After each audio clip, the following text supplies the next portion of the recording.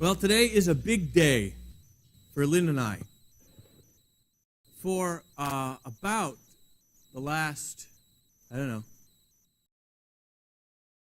do the math. 10 years, 15 years, we've had a teenager. We don't have any teenagers anymore. Yes. Our youngest son turns 20 today, and we are, now, the whole idea of teenagers is a beautiful idea. And I think one of the reasons that we have such a struggle with them is that they're thinking and we're no longer thinking. And that they're discovering and growing and we're no longer discovering and growing. And so if you're struggling with a teenager, it may be because they're still alive and you're not. And I want to encourage you and challenge you to begin thinking a little bit more outside the box with them and join them. Because it's this thing about life is if the discovery begins to stop for us, it's trouble. We become stratified. And you know what kind of a beast you find in the stratum, right? Fossils. Fossilized dinosaurs. Things that stopped moving. So that's the thing I love about Lent. The thing I love about Lent is that that's what it does for me. Is it asks this question: where have you stopped growing? And how can you re-engage with God in new parts of your life? The thing that I struggle with is not that I need to engage in God with new parts of my life. I know that I do. I'm assuming that I will always need to do that. The thing that I struggle with sometimes is knowing which ones to engage with God in, which new areas. Because sometimes I don't, and I'm not in it because I don't understand which ones to kind of address. And then I get overwhelmed because I see all of these areas. Has anyone, some days, you wake up in the morning and you're overwhelmed about all the things you want to do in your heart? It's like waking up and looking around your yard and going, oh my gosh, look at all these projects. Or you look into your heart and you see all of this stuff and you don't know what to do first. And sometimes it's paralyzing. Well, the beautiful thing about the way we're going to do Lent this year, I think, is that we will be involved in a way that will bring things up for you. And we'll be doing different things every day, simple things. And I don't want to get ahead of myself, but I'm very excited about this way that we're going to do Lent this year. Now, Lent is a big and important time. It's a word, it comes from a word that just means spring, that's all. But it's the time, the 46 days actually, between Ash Wednesday, which is this Wednesday, the 18th, and Easter Sunday. Now, we say there's 40 days of Lent because in that 46 days are 6 Sundays.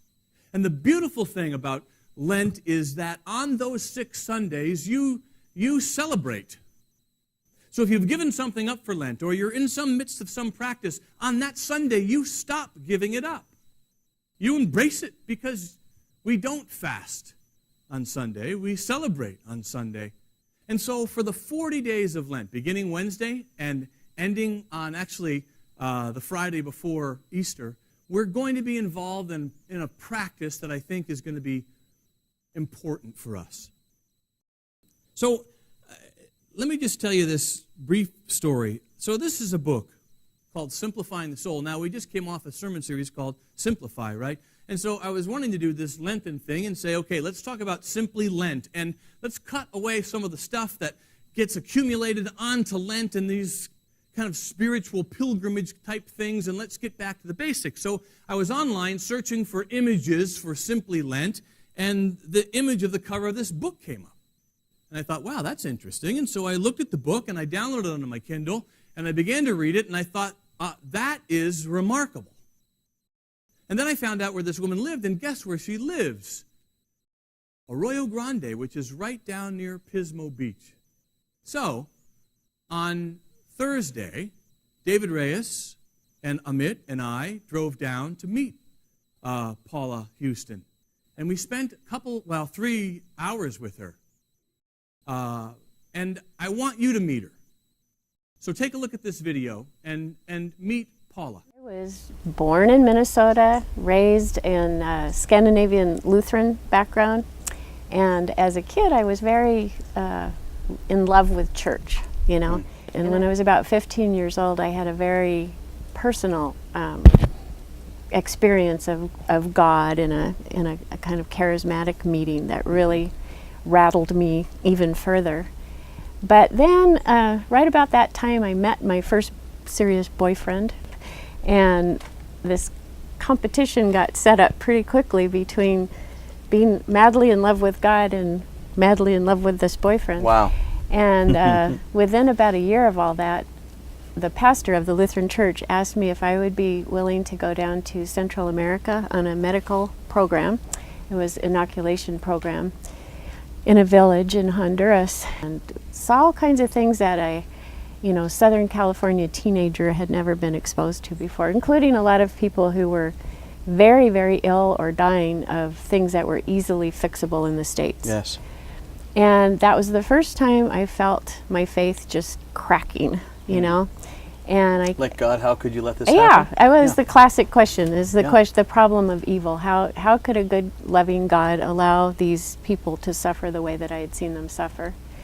So I came back to the States, and I went straight to my beloved pastor and presented him with this new dilemma. And just I made this private decision, at the age of 17, that I didn't believe in God anymore. Of course, I kept being really angry with him too. Right. This God I didn't believe One in. you didn't believe in, yeah.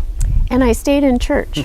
I never did leave church because I felt like church was the place that people did good things, So, and then I had married at 19, that very boyfriend, and that marriage was beginning to get in some trouble. By the time I was 25, I had 2 little kids.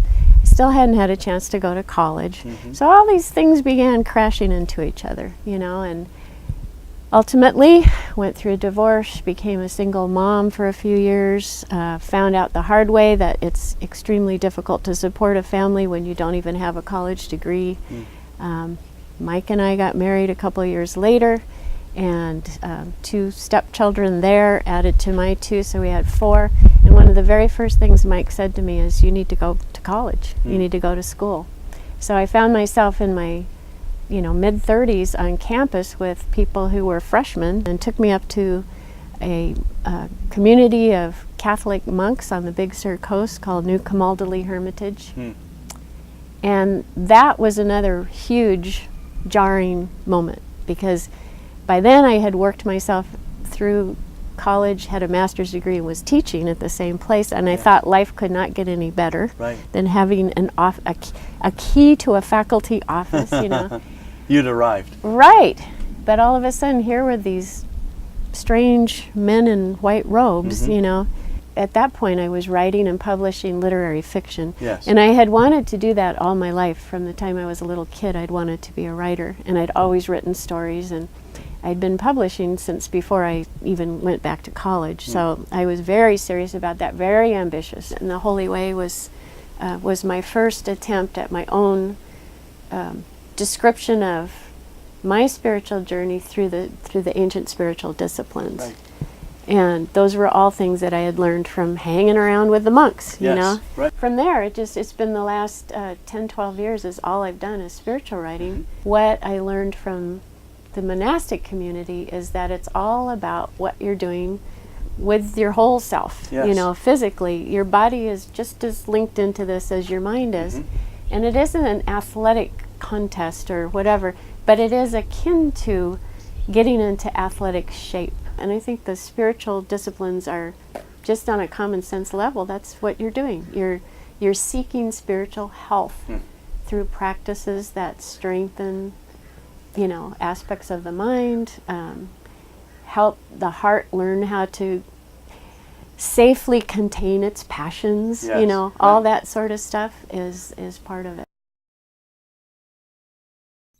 There's going to be there's a lot more video of our time, and there's going to be a video each week as we move into each new week of Lent, and it's good. If you want to know more about this woman, you can go on YouTube and just go to the Quest YouTube page, and there's all kinds of stuff. I want to understand a little bit more about what we're trying to do with Lent, and because I have a tendency to try to prove myself. Does anyone else?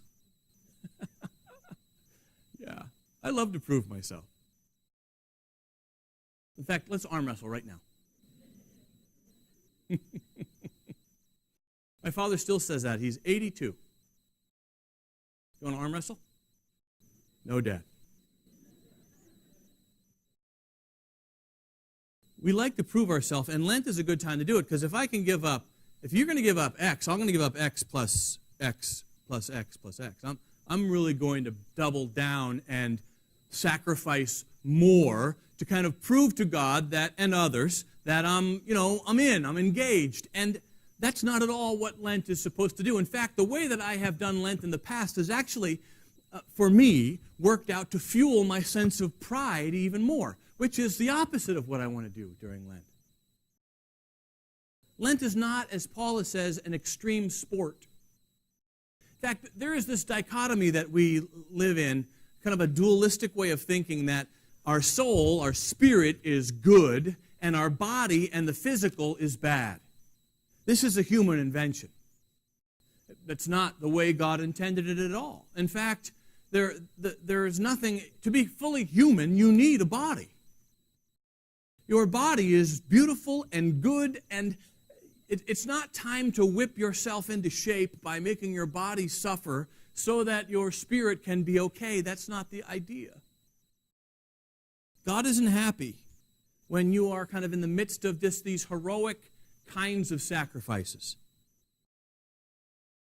What good things shall I do was a question that this rich young man asked Jesus in Matthew chapter 19. Came to Jesus was talking, and he said this, "What good things shall I do to inherit eternal life?" That's how I've approached Lent in the past. What things should I give up? You got to really want it, you got to really like it, you've got to really kind of embrace it, and it's got to be a great sacrifice. And like by the third week when you've already given in and you've kind of had a Hershey's bar again, or a cup of coffee, or whatever it is, then you just go, "Oh, I guess I'm just not that. I'm out. I don't know what God's mad at me. I can't tell anybody." So I kind of begin to deceive myself, and the whole thing folds in over itself, and we're in trouble. That's not what this thing is intended to do. We practice differently during Lent. Now, we're going to suggest 40 different things to do. Not on the first day. But we practice differently during Lent, and the reason is, so for instance, one of Paula's Lenten practices is sleep on the floor this particular night. All right, well now, some of you aren't going to be able to do that because of physical reasons, so guess what? Don't. Okay? It's okay. But if you're physically able, sleep on the floor. And in the middle of the night when you wake up and you're kind of ticked off because you're not sleeping, you have a big meeting tomorrow, and then you listen and you find out what's coming up in me because I'm sleeping on the floor. Why? What's going on? That's what Lenten practice is supposed to do. So we live differently for a period of 40 days to see what is jarred loose. Does that make sense? Because I don't know some days what needs to be jarred loose. I pick either the hardest thing or the easiest thing, usually. That's what Lent is. I want us to understand during these 40 days that the spiritual life is experiential, not theoretical. Theory. Theological theory is what I've been schooled to know, and I know a lot of it. I could stand here now and begin spouting it out all day. That's not what Jesus came to do. Jesus came to teach us a new way of life. And in fact, that way of life, that way of love is a lifestyle. It's experiential. And so Lent needs to be experiential. I love the way that Soren Kierkegaard said it. He said it like this: "Now, with God's help, I shall become myself." It's not only experiential, but what we realize is that being who you really are is the goal of the spiritual life. Now, I have to tell you that I didn't get that when I was growing up. I thought 180 degrees was true. I thought I had to be someone else. But Joe Everly, in his heart of hearts, deep within my soul, is the Joe Everly that God invented. Now, what I've created is the Joe Everly that likes to do whatever to get approval, perform, be heroic, kind of do whatever I need to do to get approval, and I like it when people like me, and so I've created this ego, Joe Everly, that's false. It's a false identity. Jesus said it like this in John chapter 12. Verily, very truly, I almost went into the King James. Verily, verily. Very truly I say to you, unless a grain of wheat falls to the ground and dies, it remains only a single seed. But if it dies, it produces many seeds. What does that mean? Well, my favorite seed is an acorn. I love acorns. And here's the thing about acorns. If an acorn remains in this form, and I have this one all the time with others on my desk, I have not done this acorn any favors. This acorn is not what it's supposed to really be. I mean, it looks like an acorn, but inside of it is a what? An oak tree. This acorn's intended purpose is to drop to the ground and to sprout into an oak tree. And unless it does, it really loses itself. Now, here's the funny thing. This is what I think we do. And a lot of times, this is what religion does. Now, this acorn, Lynn bought me this Christmas because I love acorns so much. You see this one? It's actually a Christmas tree ornament. It's very glittery and it's gold. It's beautiful. This is what we do. Rather than falling into the ground and becoming an oak tree, we dress up our acorn. And it's so sad. We are like really good-looking acorns. And we do spiritual things as an acorn. We do this as an acorn. We try to make our acorn as attractive as possible when all of the time what God is hoping is that our acorn will fall to the ground and die and become an oak tree. It's like a caterpillar going, gosh, I wish I could fly. Look at that butterfly. Wouldn't it be nice? And the caterpillar kind of creating some cardboard wings. Man, what a great children's book, right? Caterpillar kind of gets his stuff out, creates these cardboard wings, and tries and tries and tries, and then this horrible thing happens. This caterpillar goes into this long, kind of dark, cocoon-like setting, and he thinks, I'm going to die. And in essence, the caterpillar does, but what emerges is the DNA is exactly the same. What emerges is this butterfly. That's what Lent is supposed to do. Kill the caterpillar. Now, in essence, you're not really killing the caterpillar. You're killing the outward appearance of the caterpillar so that this butterfly can emerge. That's what God is longing for us, friends.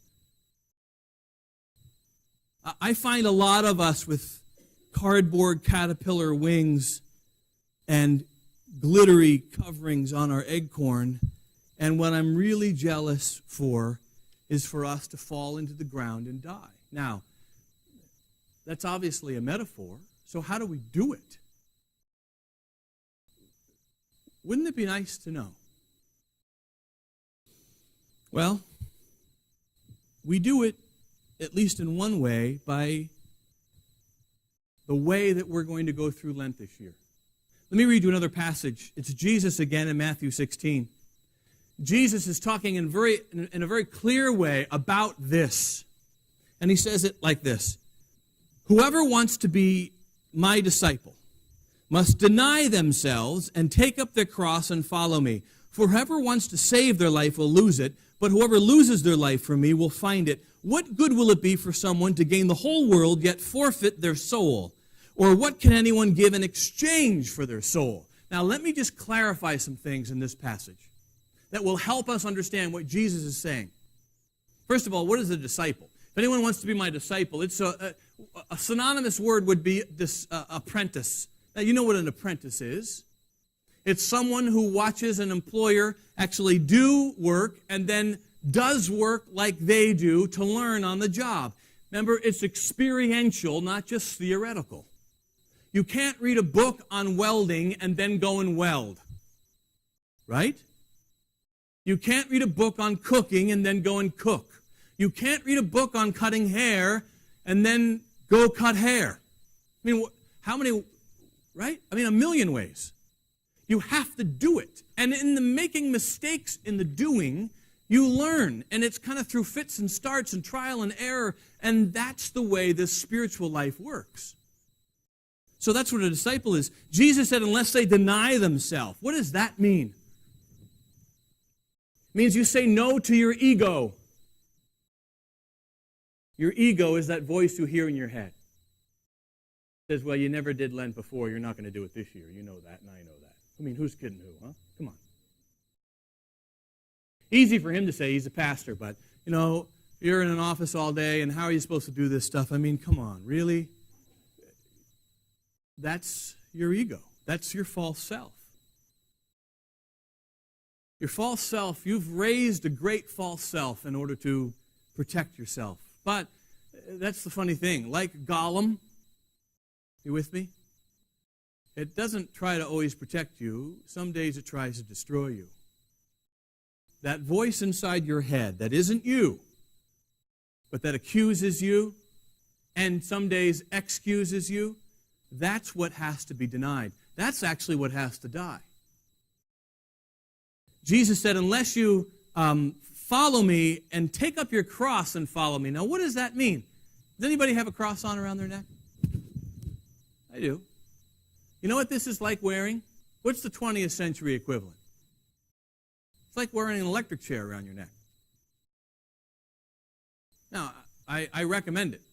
I mean, not an electric chair, but a cross. It helps me to remember. And some days I just kind of pull it out.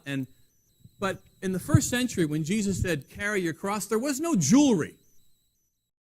There was only a wooden cross and perfected by Rome as an excruciating method of execution.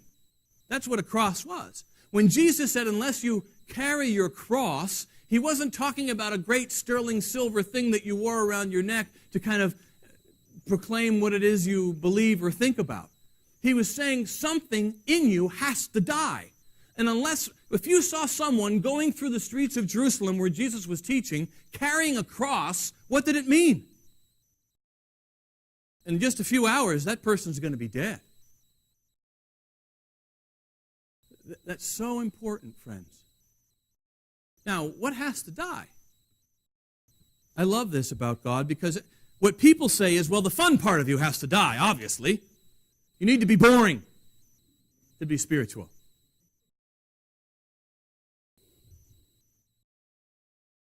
We'll get there in just a second. I love what Jesus says next. And what good will it be for someone to gain the whole world? That's what your ego wants, right? Were you disappointed when you didn't win the 300 or the 500 and some odd million this week? You thought you were, didn't you? Yeah. Odds were only 1 in 175 million. Now, I don't know these numbers because I didn't want to win.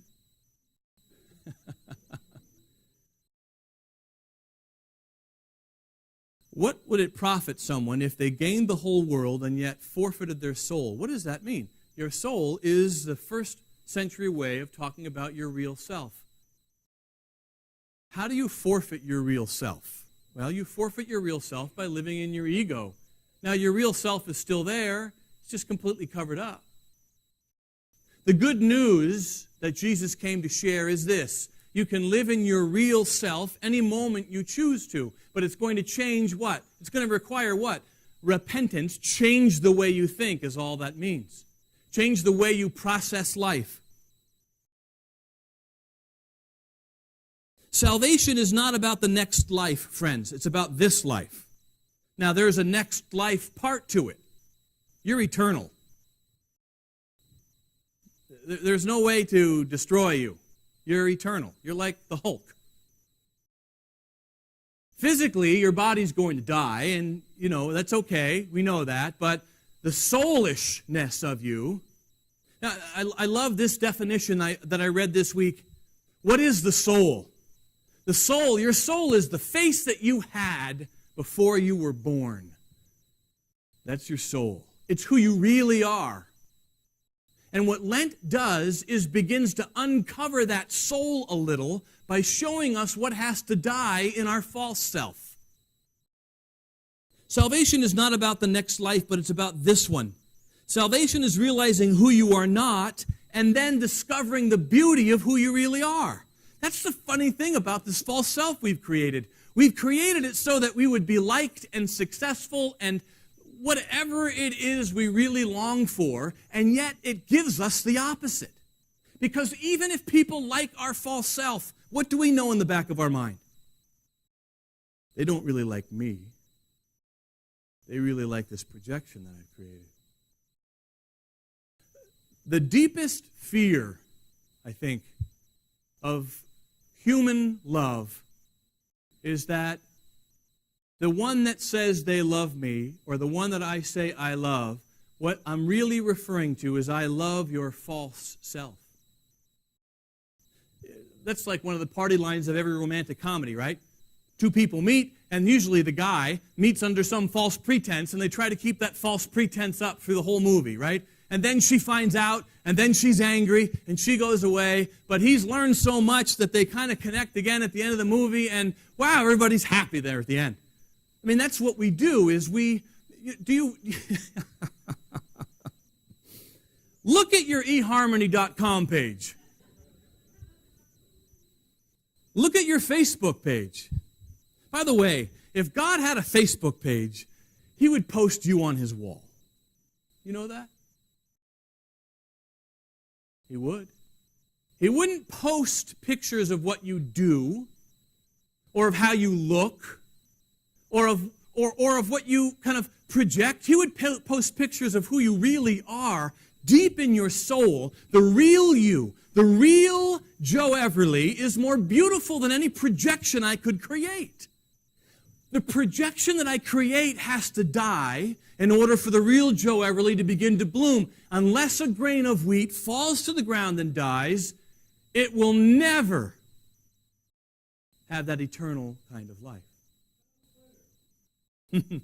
Twitter too. So, the reason I'm excited about Lent is that the way we're going to do it this year will help you see the real you and the false you. Now, here's the thing. You have a false you. We have to have one. We have to create something.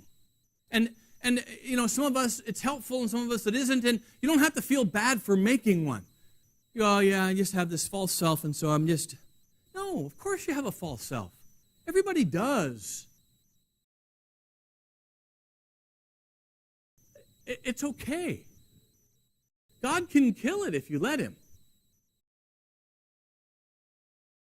So, the thing I'm excited about is this. Well, can I show you one more video clip from Paula? Take a look at this, because she explains it so well. And then I'll finish this up. So, practices. So you've learned how important practices are. I'm just trying to want to put this in kind of some order, and for my own mind and for us. Why write a book about practices in Lent? I mean, Lent can be such kind of a dark time where you have to give up something that's important, or give up something that you want others to think is important, so that you appear to be giving something up. And when someone says, "What are you giving up for Lent?" Chocolate or caffeine, but you've kind of taken on this Lenten practice with a book that says, no, here are some things to do every day. Don't give up one thing for Lent, but commit to doing these things daily. So talk about how this book kind of popped in. Often Lent is associated with some form of voluntary self-deprivation. And people, usually by week 3, they're so sick of it. They can hardly wait for their red wine, or they can hardly wait for their chocolate or whatever. And it can become sort of meaningless. Right. It's something that kind of a weird spiritual punishment you put yourself through. It kind of folds in on itself. Yeah. And you forget why you're doing it. You forget why you're doing it, and then you fail, and then you can't tell anybody that you failed. And including yourself. So then you get into self-deception. Yeah. Yeah, it can be a bad thing. What fun. Yeah. So one of the first things I thought about is I couldn't really choose which thing to do for Lent, and I thought, well, maybe we should do a lot of things for Lent, and just see. So I'll be the first to say there's 40 different practices in here. Some that seem almost silly in their inconsequentiality, Right. but others that are kind of darn difficult. What I was trying to get at with these practices was something that I learned from doing a lot of reading in the Desert Fathers. They were trying to see what would happen if you took away all those, they wouldn't have used this term, but we would, societal perks. What happens if there's no one around to admire you, Yes. or to give you a big paycheck, or to invite you to the right parties or whatever, Right. and what's going to happen to you in that kind of stripped bare landscape. But that wasn't the goal. The goal wasn't a kind of self-punishment because of what a big sinner I am. Yes. The goal was to find out, who am I? And if I fast, I will discover something about my relationship to food that might shock me. Right. Giving up food will show me something about where my true focus lies. Giving up the sound of other people's voices, Yes. which is huge. Silence is a huge part of the Desert Father practice. Right. Shows pretty immediately how much of me gets fueled by the social interaction. And that's really it about the practices, isn't it? It's not the practice. Right, It's what the practice uncovers about me. right. And it's almost always that, I think, isn't it? Oh yeah, absolutely. And so some of the practices are fun. Some of them aren't so fun.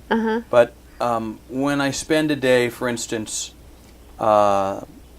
without email, Facebook, and other social networking tools, it's not that there's anything wrong with those things. No, It's not that giving them up is required by God. right. It's what I want to do is have us give them up for the day and see what comes up for me in my heart. That's the key, isn't it? That's exactly what it is, and it's amazing because they become almost extensions of Yes. our will. And so Lent is 40 days when we get to do that. And the beautiful thing I think about it, and especially I think the way that it's going to happen at the Quest, is we get to do it together. That's really nice. And I love this idea of meeting together with your book, all kind of doing the same thing, and meeting together in community groups and talking about it each week. How did Yeah. it go for you? What did you struggle with? What did you learn about yourself?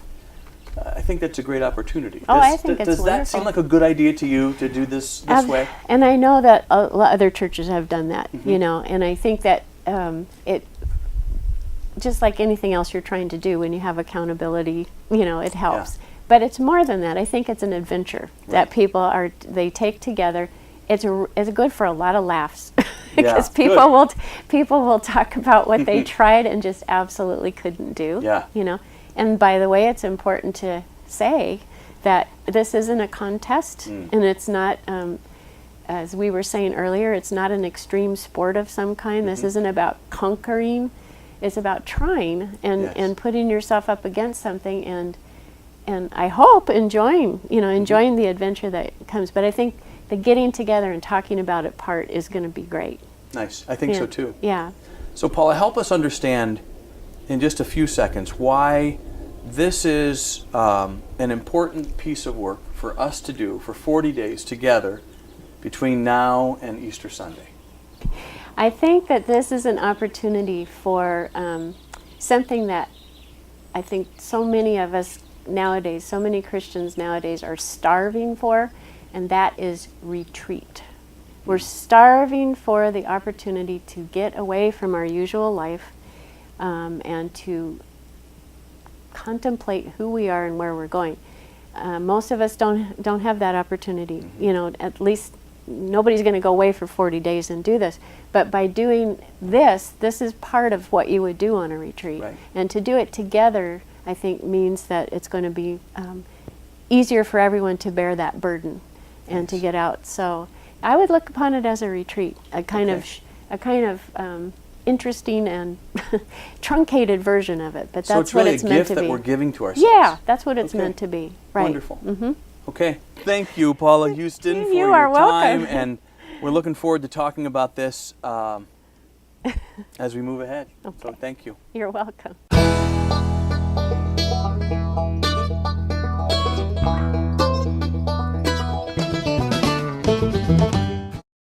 That's a real ego killer right there. I've got a face made for radio, I think.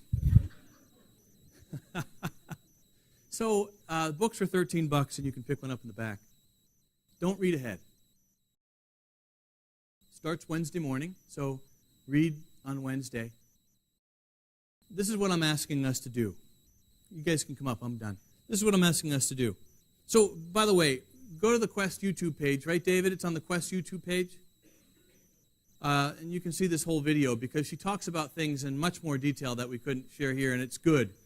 By the way, here's a remarkable thing. We got done with this interview, and we were there about 3 hours, like I said, and lovely. She's a lovely woman. Her husband, Mike, is just wonderful, and they live in this great spot there off of the inland from Pismo just a little bit, and we were talking, and David asked her about something, and she said, yeah, I have a brother-in-law who is kind of a conservative pastor in Rochester, Minnesota. And now my ears piped up. Rochester, Minnesota.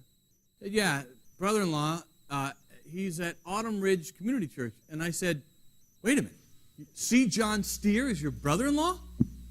And she was surprised that I would know the name. Yes. I said, well, are you saying you're Gretchen Steer's sister?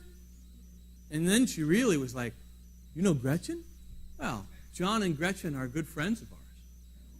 And what I learned at the end of this interview is that Gretchen Steer and Lynn are good friends. Lynn is a good friend with Gretchen, this woman's sister, and we had no idea. It just seems like God is kind of like going, yeah, see? If you just pay attention. So this is what we're talking about, these bullet points at the end. So watch the full interview if you can. And also, have you seen Super Soul Sunday that Oprah does these days? Watch the Super Soul Sunday that Oprah does with Richard Rohr over the next few days. It's remarkable. And then Ash Wednesday, 7 o'clock right back here. That's this Wednesday.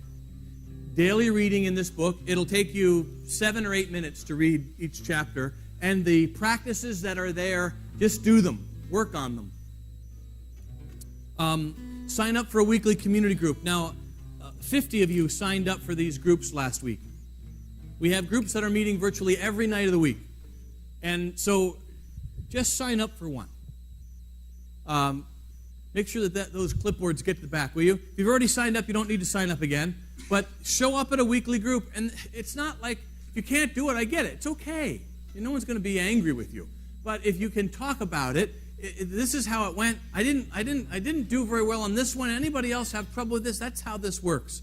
And then a Good Friday service that we'll do here the Friday before Easter. I promise, if you will practice these things, you will actually do them, things will come up for you, and you'll be able to see some things that need to change in your life, and you'll be empowered to change them.